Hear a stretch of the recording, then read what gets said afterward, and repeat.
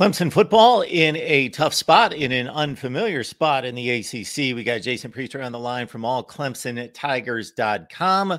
You're going to enjoy the content. You know that, so you might as well just hit the like button right now and subscribe to the channel. Get on over to All Clemson Tigers as well.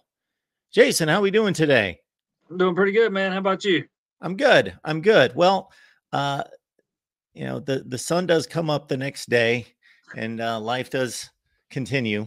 So some people need to figure that out. But for Clemson, yeah, that was a rough one. That was about as close as it gets. And with the game in hand and methodically driving down the ball down the field in a tie game to set up what looked to be a game-winning field goal, that didn't work out. And then overtime didn't work out. And there were a lot of questionable play calls from, I think, two guys that don't typically question play calling. But I'll let you take it from there in regards to where you think this one went bad. You know, that's the second game in a row at home for Clemson where I left the stadium feeling like against the Power 5 team, where I left the stadium feeling like the better team lost.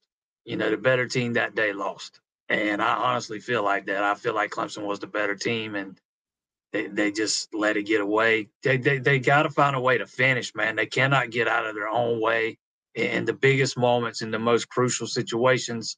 And it's cost them 2 games so far this season. It cost them some games last year, or at least one.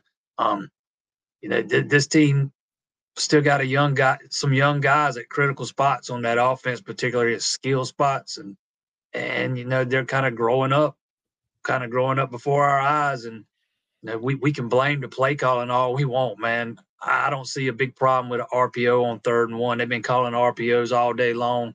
Quarterback's been making the right read, and he saw he had 3 wide receivers on one side against 2 Florida State defensive backs. You got the numbers over there, right?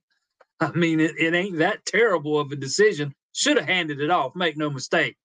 But I mean, your receivers don't block. They might have been as surprised as anybody that he threw it over there. But I don't, if you don't have a problem with the RPO at any other time in the game, don't tell me you got a problem with it that one specific time and not any other time.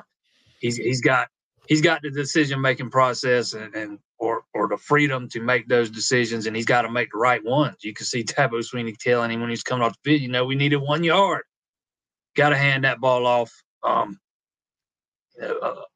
You got to make a 29-yard field goal.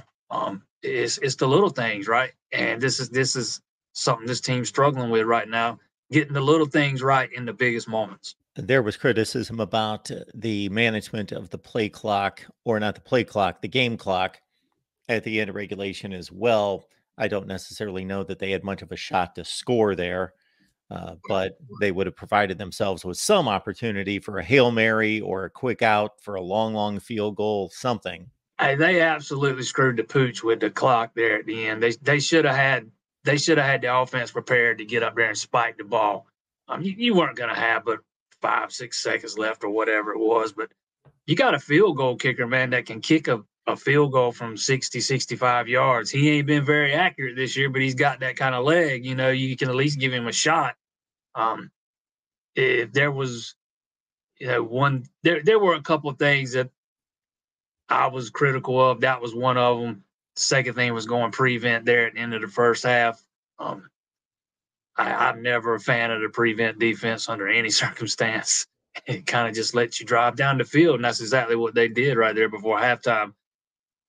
Ironically enough, they went back to it late on, and that was the play that I think Xavier Thomas got his only sack of the game, was in a prevent look, 3-man look. But,